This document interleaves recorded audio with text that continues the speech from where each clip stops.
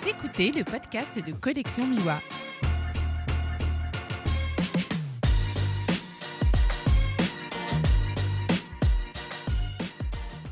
Bienvenue sur ce nouvel épisode du podcast de Collection Miwa. Je suis aujourd'hui à Paris, accompagné du photographe Pascal Villeneuve, qui va bientôt sortir son livre Bangladesh. Bonjour Pascal. Bonjour Julien. Alors tu es photographe, mais tu as aussi d'autres casquettes. J'ai vu la vidéo de présentation du livre, une petite interview, et tu as notamment travaillé pour l'UNICEF. On vient de discuter un petit peu là avant de commencer l'enregistrement, tu as pas mal bourlingué. Et si tu veux bien, j'aimerais bien qu'on parle un peu de cette partie de ta vie, parce que je pense qu'au final, elle influence pas mal ton travail de photographe aujourd'hui. Donc en fait, je suis médecin de formation. Et j'ai fait des études complémentaires en Angleterre et aux États-Unis, notamment en épidémiologie, qui est une science à la mode en ce moment.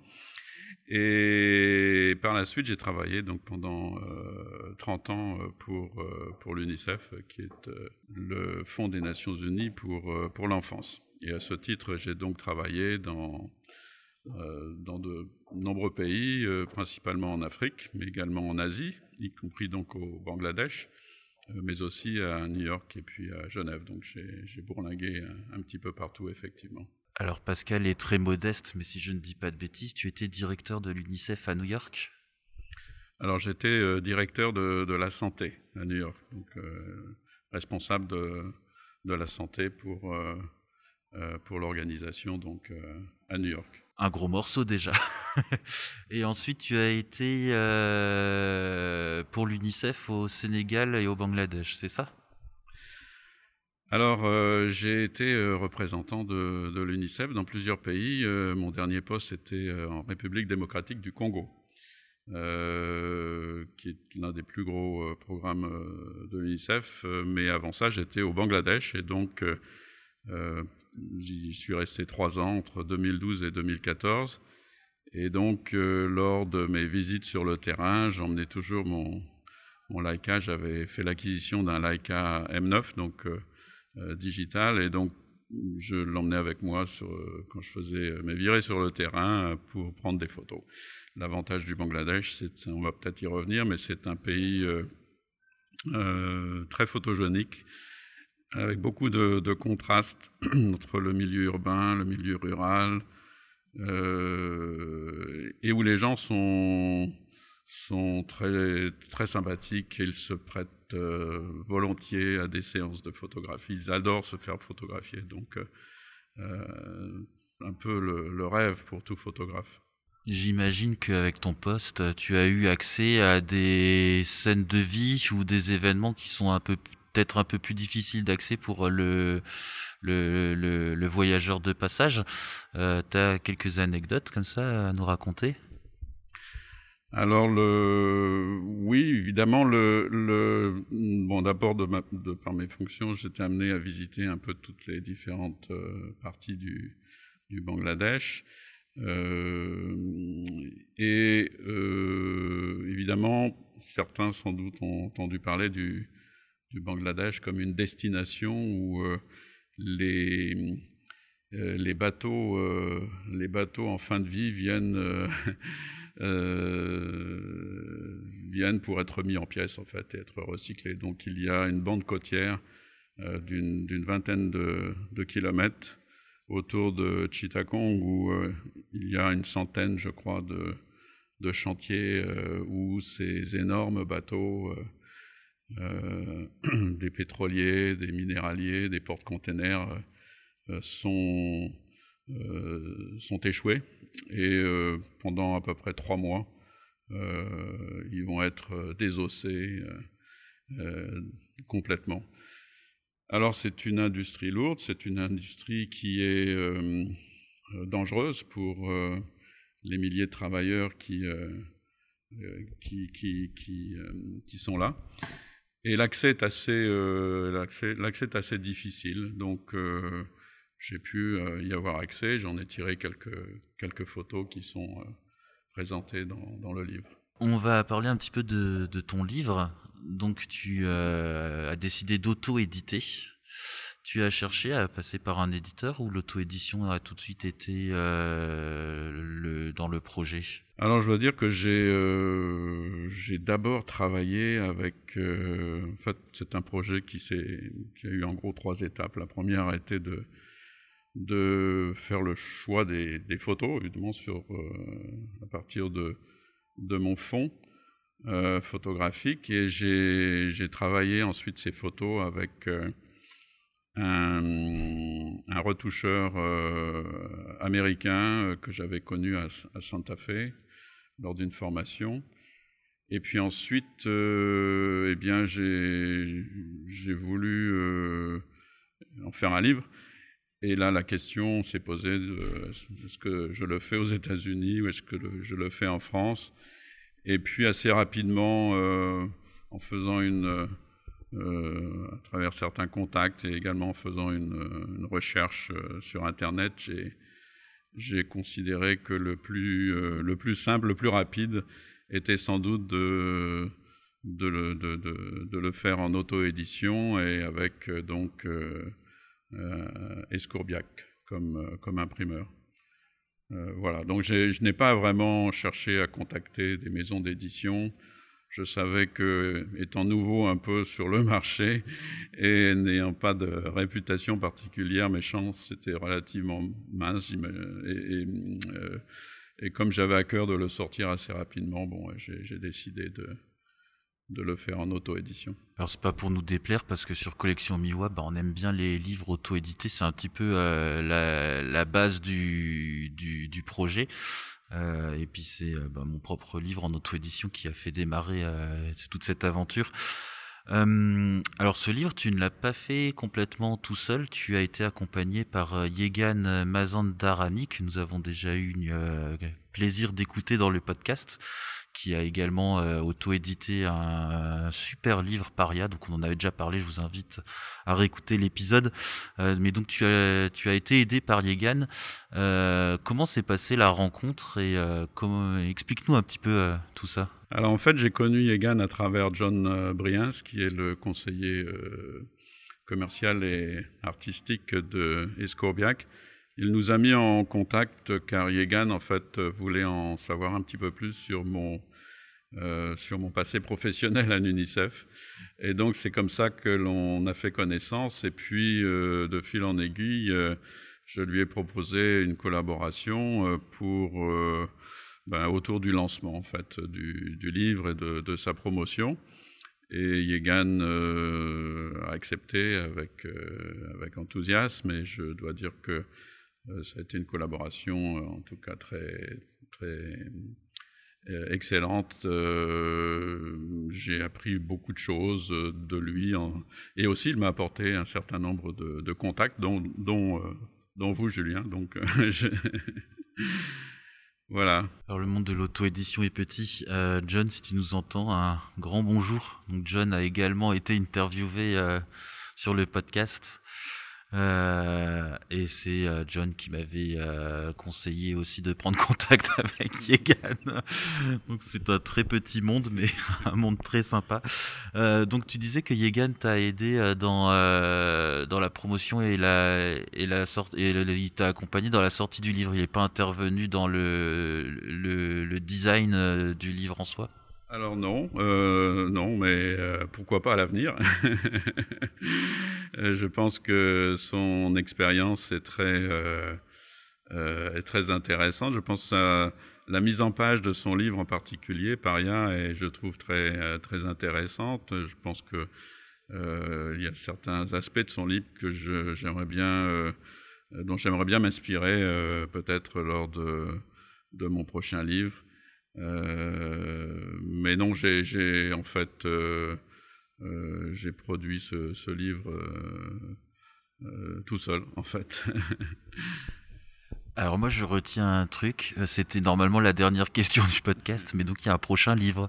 Alors oui, bien sûr, en fait je souhaiterais, puisque j'ai un fonds photographique que j'ai accumulé au cours de toutes ces années que j'ai passé sur le terrain. Et j'ai donc un fonds photographique sur la République démocratique du Congo, Alors, qui est un pays qui a fait l'objet d'autres... je pense qu'il y a beaucoup d'autres photographes qui se sont déjà intéressés à ce pays, mais je pense que je peux peut-être présenter certains aspects du Congo qui n'ont pas encore été, qui sont peu connus. Et donc, ça serait, c'est mon prochain projet, effectivement. C'est une exclusivité ou d'autres personnes sont au courant? C'est une exclusivité. Cool, on aime bien ça. Alors, je vais juste préciser, moi je suis entre deux vols, entre le Ghana et le Niger, et avec le Covid c'est très compliqué, donc j'ai pas pu aller d'un pays à l'autre, et je me retrouve à faire des heures d'avion pas possible. Je suis épuisé, et du coup l'interview est une fois de plus complètement décousue, parce qu'on n'a pas parlé de ton parcours photographique. Donc si tu peux nous raconter un peu tout ça, quand est-ce que tu as commencé la photo? Donc on disait avant d'enregistrer que tu as commencé avec l'argentique. Oui, alors j'ai commencé tout petit, hein. J'avais en fait mon père avait un Contaflex, je crois que c'est le nom, un Contax, un appareil Contax fabriqué en Allemagne de l'Est à l'époque, je crois. Et donc, j'ai joué un petit peu avec. Et puis ensuite, pour mes 12 ans, il m'a offert un Instamatic 25, qui était un truc complètement rudimentaire, une espèce de boîte en plastique. Et j'ai fait mes premières armes avec ça. Et puis après, je suis passé à d'autres choses, mais je n'ai jamais,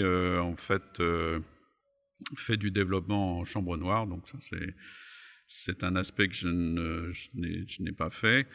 Par contre, avec l'arrivée du digital, je me suis mis à la post-production. Et puis, je suis un peu monté en gamme. J'ai acquis mon premier Leica M6 en 1987.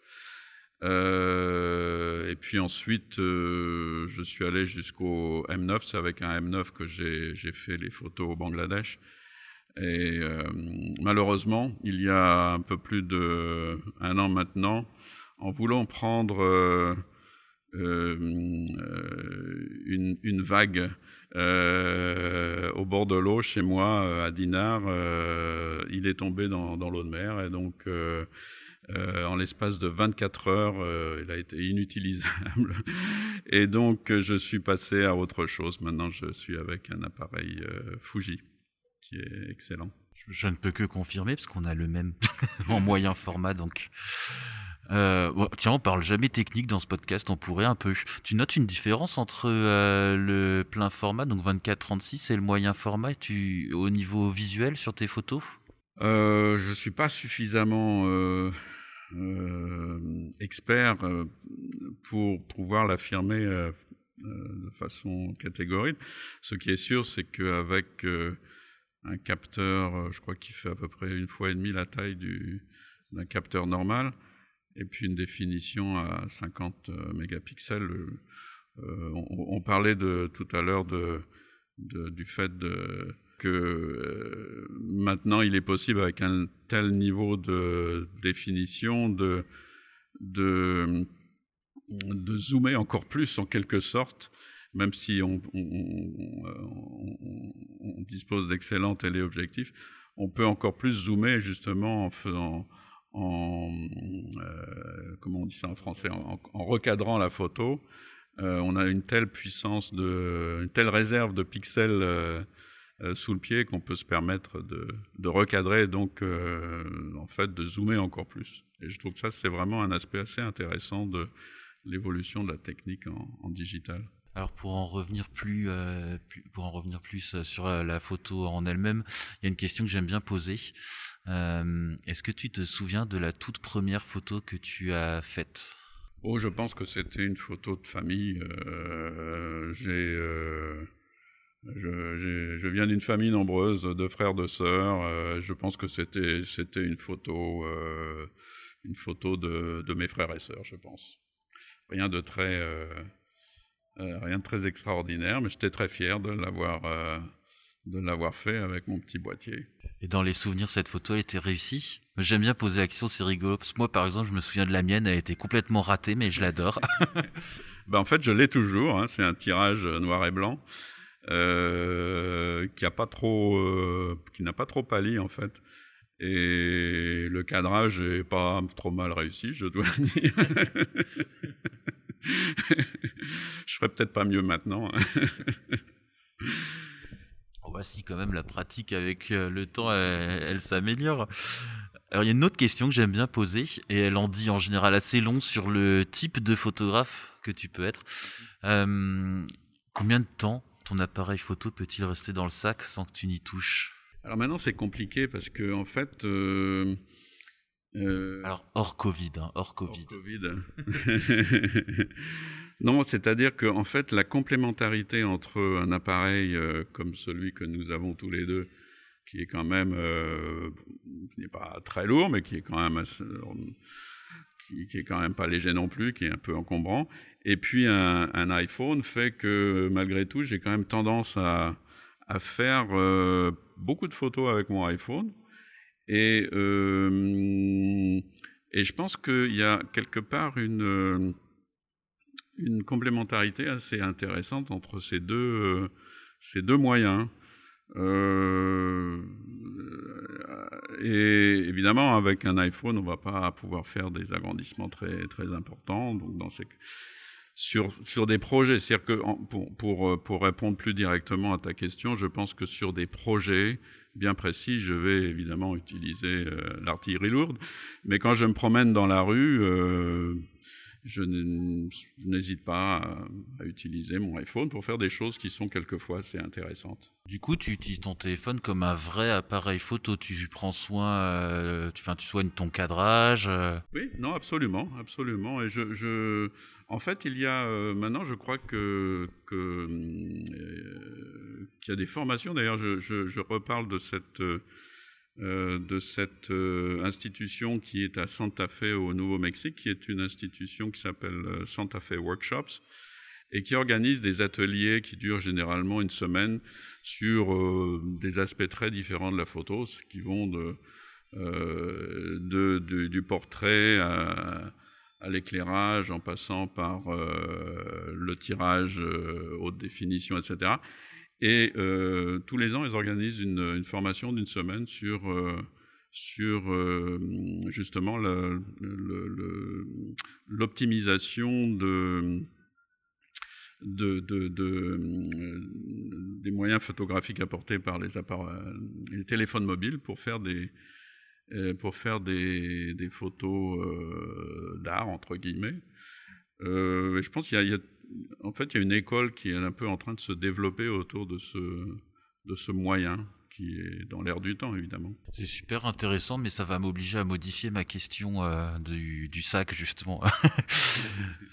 On est de nombreux photographes, en fait, je m'en suis rendu compte, à parfois, ça peut arriver de ne pas faire de photos avec l'appareil photo pendant des mois, de ne le sortir que sur des projets. Mais c'est vrai que moi-même, je commence de plus en plus à utiliser le téléphone et à faire attention à ce que je fais avec, parce qu'avant, c'était toujours un petit peu à la va-vite.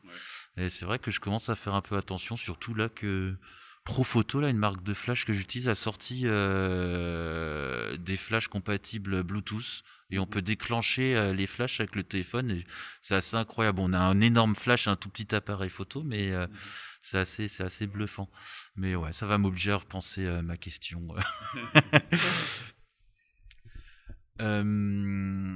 Quand est-ce que tu as fait la première photo où tu t'es dit là, ça y est, je peux me dire photographe? Est-ce que tu te rappelles de cette photo? Bon, alors se dire photographe, honnêtement, je ne sais pas si je suis photographe. Enfin, je fais des photos. Et je pense que c'est une évolution. C'est-à-dire que j'ai commencé à prendre la photo peut-être plus au sérieux à partir du moment où j'ai fait l'investissement nécessaire pour acquérir ce Leica, qui est un investissement assez quand même conséquent. J'ai suivi quelques cours à distance, etc. Et puis je pense que peut-être c'est au moment où j'ai commencé à regarder de façon plus attentive sur l'écran les fonds photographiques que j'avais accumulés, que je me suis dit que tiens, peut-être justement par rapport au Bangladesh, j'ai peut-être de la matière qui est de qualité suffisante pour générer quelque chose qui pourrait être considéré comme étant un vrai travail professionnel.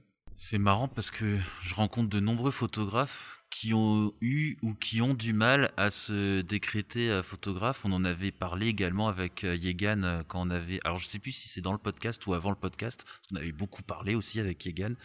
Mais beaucoup de photographes ont eu ou ont le problème de savoir est-ce qu'ils sont photographes ou pas.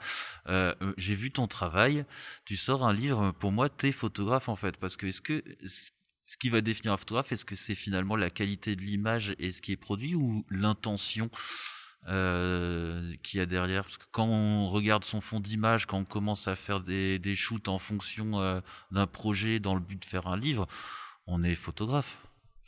Alors oui, sans doute. Alors la seule chose, c'est que en fait, lorsque j'ai pris ces photos au Bangladesh, je n'avais pas l'objectif d'en faire un livre. C'est-à-dire que c'est un peu, j'ai réalisé ce projet un peu dans le sens inverse de ce que l'on fait d'habitude, qui consiste à se dire tiens, j'ai envie d'aller faire un projet sur je ne sais pas moi, la pêche artisanale au Sénégal, et donc à partir de là, je vais développer un scénario, etc. Or là, j'ai pris un peu les choses dans le sens contraire. J'ai d'abord fait les photos sans savoir que j'allais, quelques années plus tard, en faire un livre, et puis voilà, quelques années plus tard, j'ai regardé ce fond, et je me suis dit, tiens, pourquoi ne pas en faire un livre? Pour moi, enfin, disons, il y a une certaine connotation lorsque l'on se dit photographe, c'est peut-être que on a décidé d'en faire son métier, de gagner sa vie avec ça, etc. Et c'est vrai que je ne pense pas que je suis encore, je suis encore à ce stade. Donc peut-être à l'avenir, on va voir, mais pour l'instant, ça reste quelque chose d'important pour moi, mais peut-être pas encore comme une profession. Voilà, je suis en train de sourire derrière mon masque. Alors ça ne se voit pas sur un podcast, bien évidemment. Je ne sais pas si Pascal le voit derrière mon masque, mais je souris parce que je souris. Tu as parlé d'un petit truc et je me dis, il doit y avoir un message. Parfois, la vie, elle envoie des messages comme ça. Ce matin, dans l'avion, j'étais assis à côté d'un monsieur originaire du Sénégal. Et du coup, on a commencé un petit peu à parler de Dakar et on a parlé de pêche artisanale. Parce que quand je bossais à Dakar avec un client à l'époque, j'avais sympathisé avec Jean-Paul, un très bon ami maintenant, qui habite juste à côté de Soumbédioune, que tu dois connaître. Et Jean-Paul, comme tout bon Sénégalais, quand il m'invitait à manger, il était 2 heures en retard. Donc je traînais sur Soumbédioune à faire des photos des pêcheurs. Et donc je parlais de ça ce matin, là tu viens de l'évoquer, et je me dis il faudrait peut-être que je fasse un bouquin sur la pêche artisanale au Sénégal. C'est marrant parfois la vie, comment elle nous amène dans la même journée 2 fois le même sujet dont on parle jamais. Absolument, mais en fait c'est un sujet, puisque j'ai ma femme qui habite à Dakar, donc j'y suis quand même assez souvent, et elle travaille là-bas, et donc je vais à la pêche là-bas assez fréquemment, à la pêche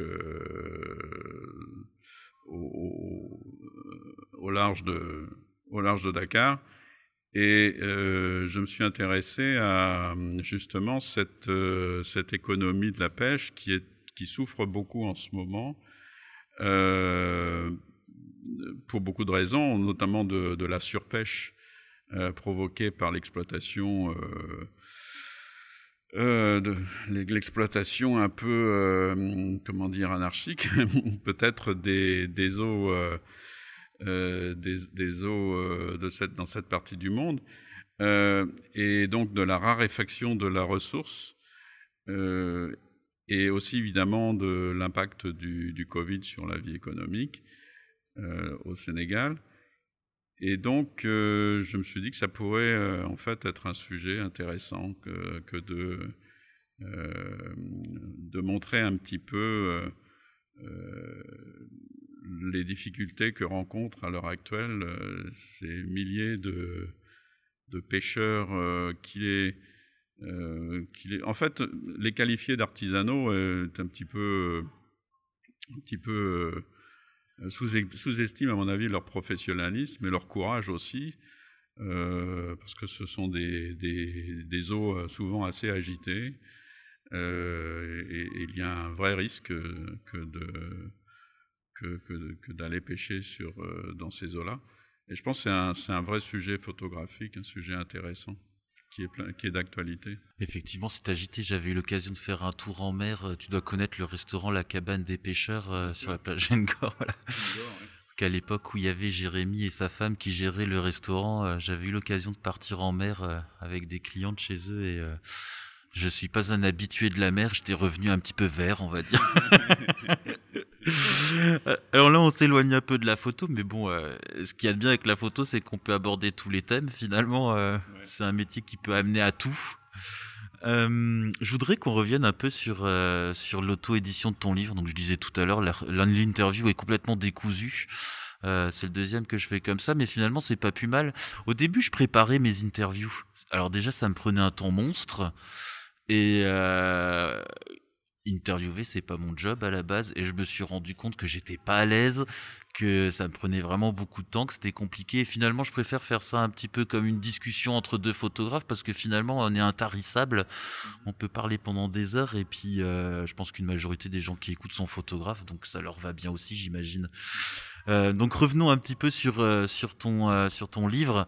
Donc tu décides de faire, tu vois ton fond photographique, tu décides de faire un livre. Comment tu t'y es pris? Parce que c'est quand même pas, quand on dit on va faire un livre, c'est quand même pas aussi simple que de le dire. Il y a quand même pas mal d'étapes, pas mal de savoir-faire à acquérir et d'informations à trouver. Tu peux nous parler un peu du processus? Alors ça, c'est pour les photographes qui veulent éditer un livre, pour les aider un petit peu dans leurs étapes. Alors j'avais donc constitué une série d'à peu près 75 photos dont j'avais maîtrisé la post-production, donc avec l'appui de quelqu'un que j'avais connu donc aux États-Unis. Et puis après donc une fois que j'ai identifié Escourbiac comme justement une maison de qualité réputée et offrant la possibilité à des photographes de produire leurs livres en auto-édition, eh bien j'ai pris rendez-vous avec John, et puis qui m'a accueilli très très gentiment. Je lui ai montré les tirages de mes photos, et puis voilà, donc après il les a regardés.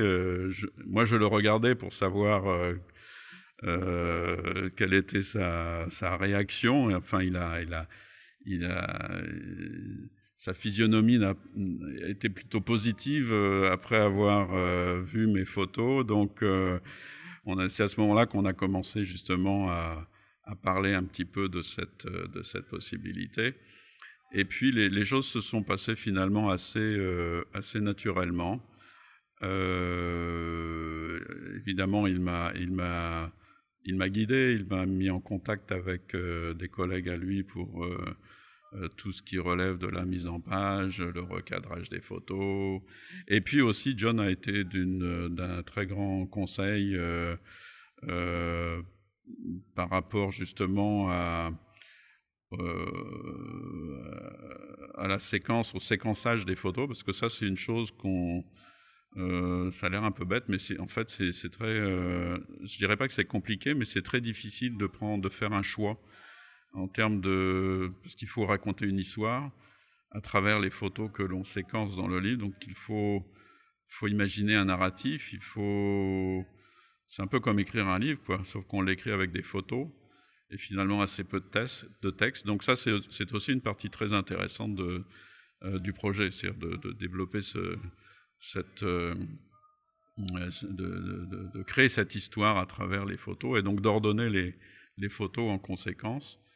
Et puis, et là, il y a un travail de réflexion, il y a beaucoup de va-et-vient. On peut être d'accord à un moment donné, et puis ensuite se remettre en cause quelques jours plus tard, y revenir. Il y a un certain travail de maturation qui se fait, qui prend quand même un certain temps.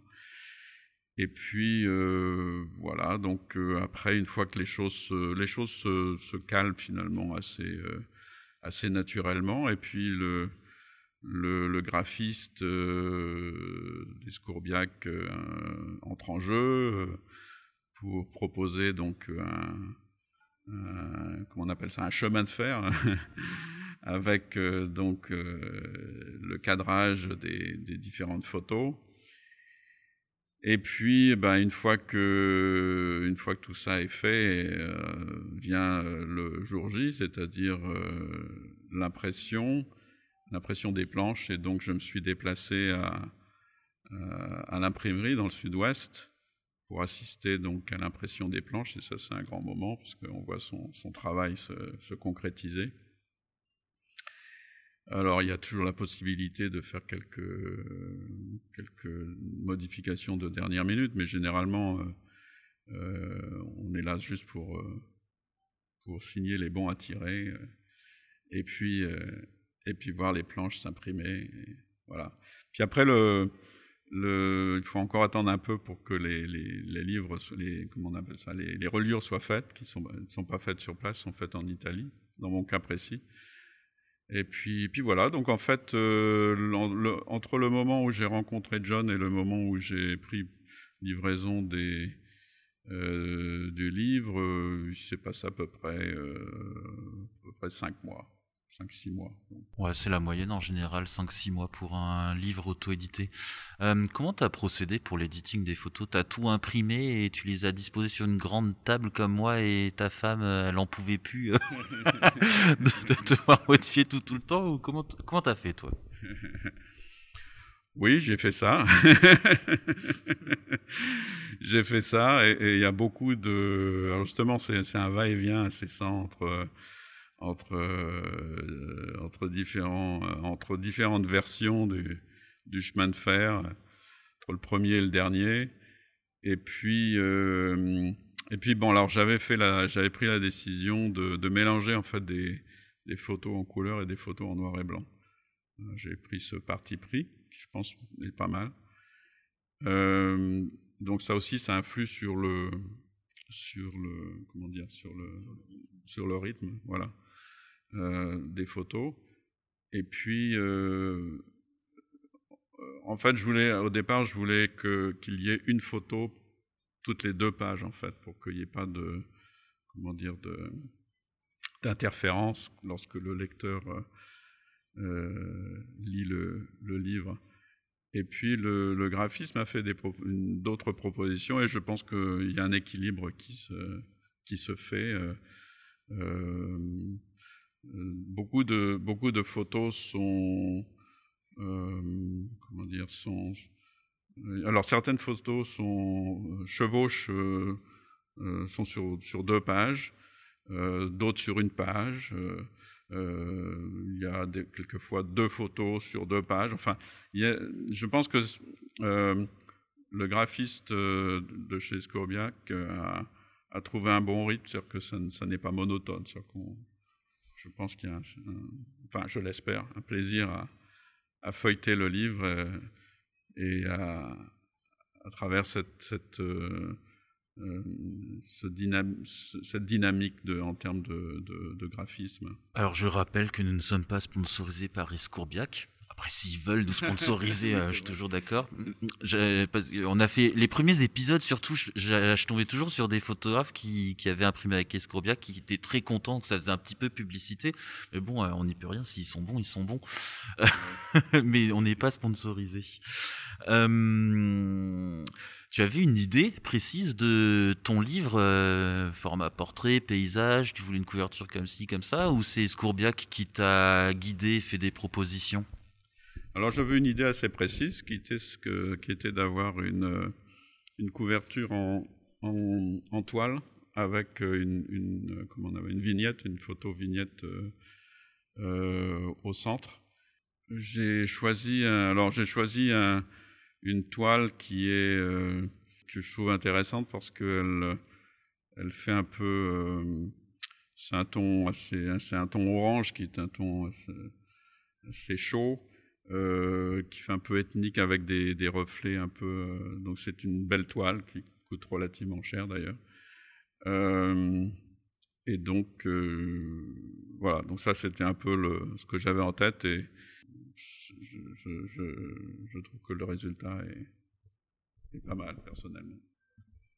J'ai hâte de voir ça. Comment tu as financé ton livre, sur fonds propres ou tu comptes sur les préventes? Comment tu fais? Non, là je l'ai préfinancé sur mes fonds propres, et donc pour moi comme c'est la première fois que je me lance dans ce genre de projet, je vais voir un peu qu'est-ce que ça va donner tout ça. C'est-à-dire que pour moi c'est aussi un apprentissage, et je ferai un petit peu le bilan de cette aventure dans quelques mois, y compris sur le plan financier.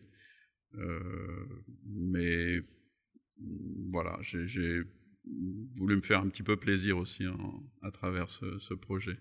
Le côté économique ne rentrait pas forcément. Enfin, je crois pas que j'avais dans l'idée d'être plus riche, même en ayant vendu tous les livres, ce qui sera certainement pas le cas. Donc, non, je pense que c'est un vrai plaisir personnel que de pouvoir accomplir ce genre de projet. Et je pense que c'est d'ailleurs finalement l'objectif de beaucoup de gens qui font de l'auto-édition aussi, c'est-à-dire de se faire plaisir sans forcément que ça ait des retombées économiques, disons, élevées. C'est clair que l'auto-édition, il faut que ce soit un plaisir avant tout. Parce que c'est quand même un sacré boulot qui peut aussi amener pas mal de stress. Alors moi, le mien à l'époque, il y avait mon plus gros stress, c'était l'expédition vers le Bénin, parce que j'avais 800 exemplaires à livrer là-bas.